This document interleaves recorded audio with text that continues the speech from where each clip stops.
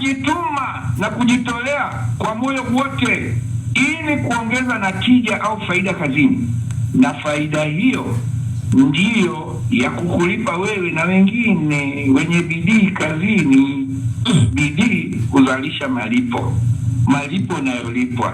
Kwa hivyo malipo ni bidii zako.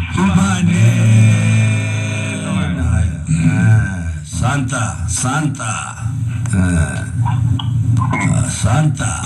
Malipo yanaweza kuwa ni sababu ya wema ambao ulikuwa ni mtihani, ama hata usilipwe. Ama hata of course yes. That's nice. Shimama kujituma. Ama hata malipo yako manusakwa inaweza kuwa kutolipwa. Kuna baadhi wanafanya na kazi na nini hawalipwi, ndio malipo yao. Lakini ndio wema. Mashuzi yale apunda. Ndio wema. Malipo Ndio yako. Nasikia kwamba contractor ama nini forma na mtoto. Kwa kifupi, malipo ni kazi yako. Ni kazi yako. Ukifanya kazi vibaya utalipwa vibaya. Ukifanya kazi vizuri utalipwa vizuri. Malipo ni kazi yako. Bidii uliyofanya. Kuna watu wengine wanafanya bidii kuvuruga mambo. Ndio kazi yao. Usifikiri kwamba bidii ni katika utenda kazi mwema tu, hapana. Ndio hivyo bwana. Asante. Kuna watu wawili wiki iliyopita walijibu lile swali la the river between. Wakasema njia panda. Na watangazia tu kama wanatusikiliza watutumie majina yao. Maana yake hata kuna nambari zao za simu na majina yao tuwatuze. Hata baadhi yao walinitumia arafa. Na nitakurushia. Basi ndio hivyo. Maana yake sisi tunalipa kutokana na bidii za watu. Tuchague wale waliojibu mwanzo, sio kadandie waliochukua baadaye jawabu la mwalimu Sakwa. Sasa tayari ulikuwa unajibu. Namba yangu wewe ulikuwa unajibu, lakini ulijibu kimoyomoyo. Tumia mzee na huku liweka hewani.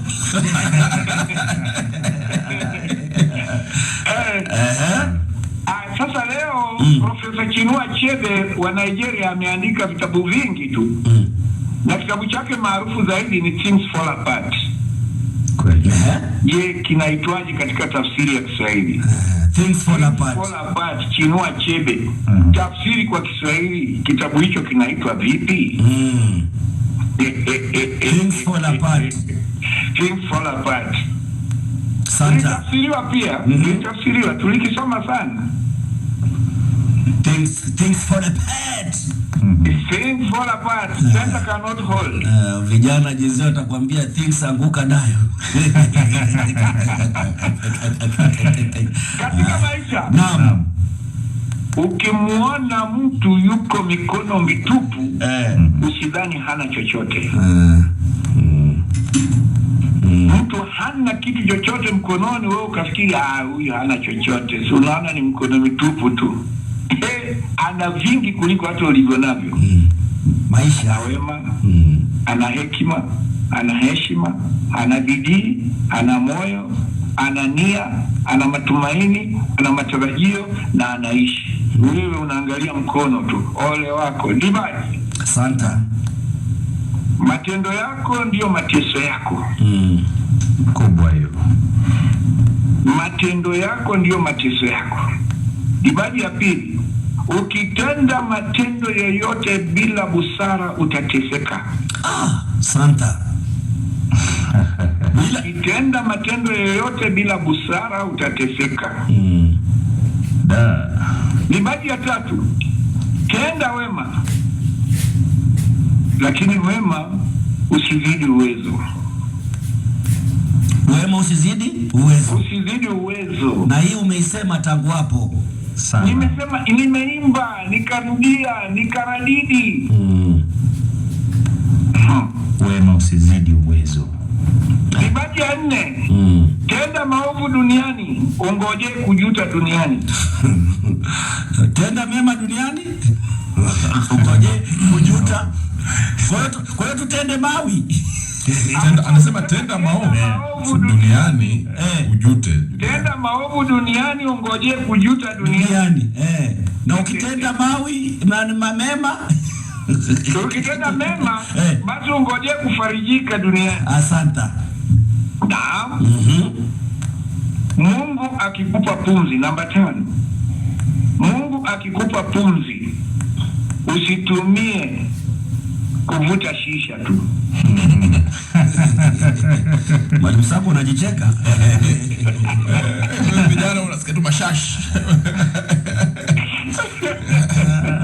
Umepewa pumzi ya kuvuta pupa shashi. Na ulitumia mionzi ya pua. Ndivyo sio. Mungu akikupa pumzi wewe usitumie kuvuta shisha tu. Imaji ya mwisho, mtenda hutendewa. Kweli. Safi.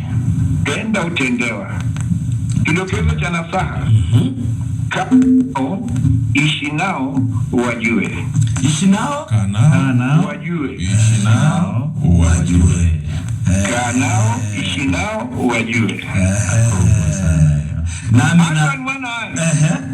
Niendelee kidogo haya ya kwanza. Haya kwanza kabla ya vidokezo. Kaa nao, ishi nao wajue. Ngurusumu kama mtu akaa nao, kuna mitaa miwili, yani 2 estates iliyokuwa imepakana jirani tu. Ilikuwa mitaa ya watu wa matabaka mbalimbali, tabaka la juu, la kati, la kawaida tu. Lakini wote waliishi kwa umoja na amani bila migogoro yoyote. Mtaa mmoja uliitwa Ishi nao 6. Mtaa wa pili uliitwa Wajue 9. Katika mji wa Kaa nao, Ishi nao wajue. Maneno hapo. Kwa tuko mtaa wa 6 jua Kaa nao, alafu wa 9 Ishi nao. Ishi nao 6 na Kaa nao wajua 9. Wajua 6. Mwalimu Sako hata you say tuendelee ni mitaa hiyo. Wewe unaona Kayole tu.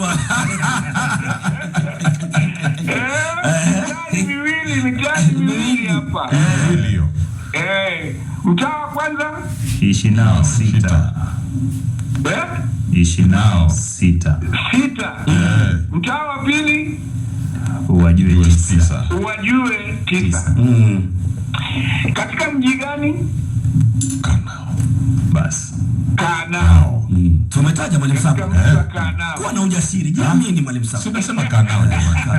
Wajua umenong'ona. Na hivi ndivyo washindi wanaondoka na takrima na jibu nalo. Alafu mtu akishatangazwa mshindi, mwalimu I knew. Tuendelee babu. It was that I knew mwalimu, I was to say it.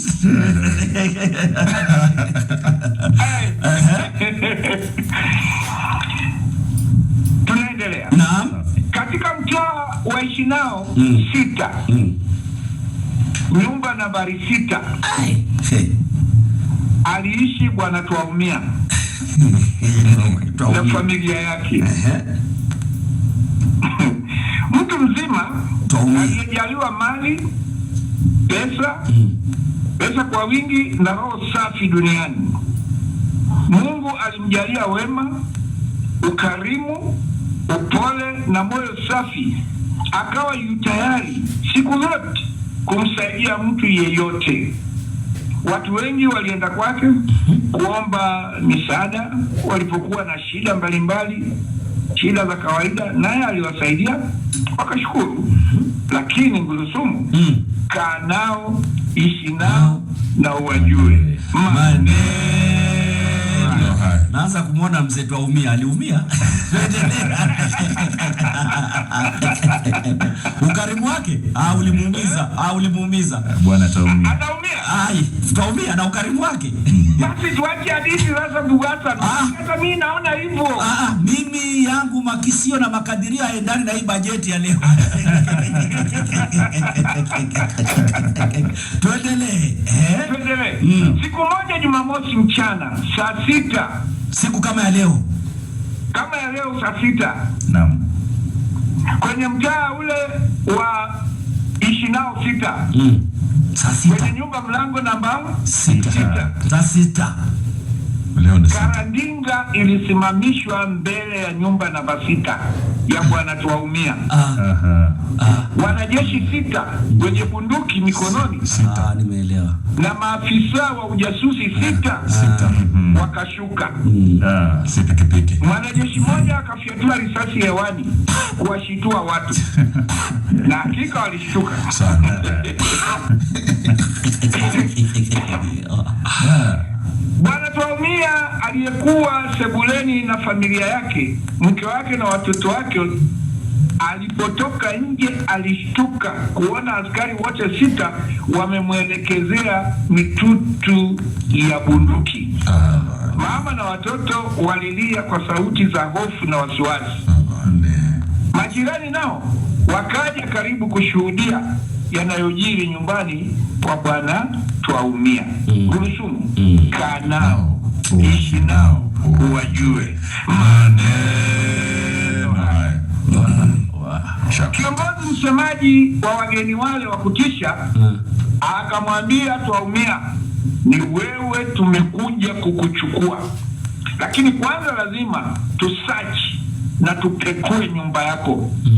Wewe ni mlanguzi wa bidhaa haramu, dawa za kulevya, bangi na mihadarati hatari zaidi kwa maisha ya watu, hasa vijana.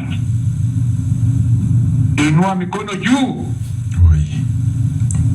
Majirani walichosikia inua mikono juu, wakapiga kelele, wakasema ndio, ni kweli kabisa. Kumbe ndio sababu ana pesa nyingi mpaka tunashindwa kujua kama ana kiwanda cha kutengeneza pesa au vipi. Twaumia alishtuka na kushangaa. Gurusumu, kaa nao, ishi nao, uwajue maneno haya. Upo? Twaumia ameumia. Emanueli, mwana wa Mungu, upo? Nipo sana, asidi hana sababu. Sakwa, na tunaumia. Msako unaendelea. Tunaishi nao sasa. Tuko kwenye mtaa wa ishi nao 6. Na Bwana Twaumia. Mitutu ya bunduki 6, wanajeshi 6. Mlango 6. Kasoro karandinga 6. Wanajeshi Ndinga ndio moja, lakini majasusi watu 6. Bado pikipiki 6 huko nyuma sana. Tena saa 6. Hebu tuendelee. Bwana Twaumia akiwa mikono juu aliwauliza majirani waliojazana mbele ya nyumba yake, nyinyi mnanizomea na kunishutumu ati ninauza dawa za kulevya. Nani kati yenu aliniona nikiuza dawa? Nimeuzia nani, mzee au kijana? Semeni, kosa langu liko wapi? Au kosa langu ni kuwa mtu mwema, mkarimu na msaidizi kwenu kila wakati mlipokuwa wagonjwa, mkiwa na shida, karo za shule, kodi za nyumba? Huo ndio ubaya wangu? Majirani walipiga kelele, wakamwambia, sema pesa nyingi hizo unazitoa wapi? Leo tutachoma nyumba yako, uhame kabisa. Gurusumu, kaa nao, ishi nao, uwajue maneno haya. Mwisho je, ghafla askari walifyatua tena risasi hewani. Watu wakashtuka. Maafisa wale wakamwambia Twaumia, ingia ndani tupekue nyumba yako tupate ushahidi. Bwana Twaumia alipopiga hatua aingie ndani, timu ya afisa moja ilisikiliza, akapokea. Sauti ilisikika waziwazi kutoka afisini kwao kule makao makuu ya upelelezi, ikisema, samahani, tumekosea, sio mtaa wa ishi nao 6, ni mtaa wa uwajue 9, nyumba nambari 9. Endeni mara moja huko. Maafisa walimuomba msamaha, kumpa pole Bwana Twaumia, wakamwambia, si hapa na si wewe, utusamehe. Twaumia akasema kwa heshima lakini kwa sauti ya juu, kukosea kwenu kumenisaidia kujua unyama na tabia za watu ninaoishi uishi nao. Nimejifunza siri kubwa kwamba kaa nao, ishi nao, wajue tabia zao. Na msisahau licha yote haya Twaumia ameumia sana. Kwanza kisaikolojia. Hiki kisingizio ameumia sana. Alafu unajua ile mitutu ya bunduki watoto wanaumia. Hata si mitutu amewajua. Hebu sikiza watu ambao wanawafaa alafu sasa wanasema huyu hata tujue anatoa pela nyingi. Ndivyo tunasema hasidi hana sababu. Shukrani Babu Karume K. Je, wewe umeshawajua majirani zako? Na hapa studio. Kwa mtazamaji wa TV47 tutarejea baadaye kwenye Nani Mkali, lakini hapa Radio 47 tunaendelea